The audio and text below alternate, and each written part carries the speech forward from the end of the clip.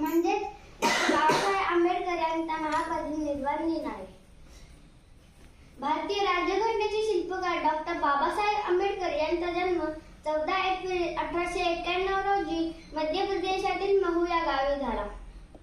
त्यांच्या वडिलांचे नाव रामजी तर त्यांच्या आईचे नाव भीमाबाई होते. ते लहानपणापासूनच खूप हुशार होते. त्यांना वाचनाची खूप आवड होती. त्यांचे इंग्लंडचे शिक्षण पूर्ण होऊन बॅरिस्टर होऊन भारतात परतल्यावर त्यांनी गरिबांच्या उद्धाराचे कार्य हाती घेतले. प्रयत्न करून त्यांनी दलितांमध्ये जागृती घडवून आणली.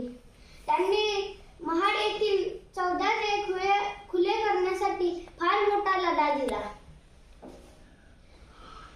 त्यांनी स्वतंत्र भारताची राज्यघटना लिहिण्याचे महान कार्य केले.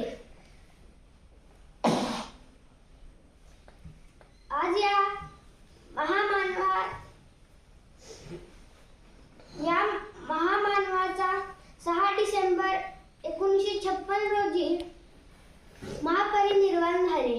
शेवटी मी एवढेच बोलीन की दलितांचे तुम्ही तलवार होऊन गेलात,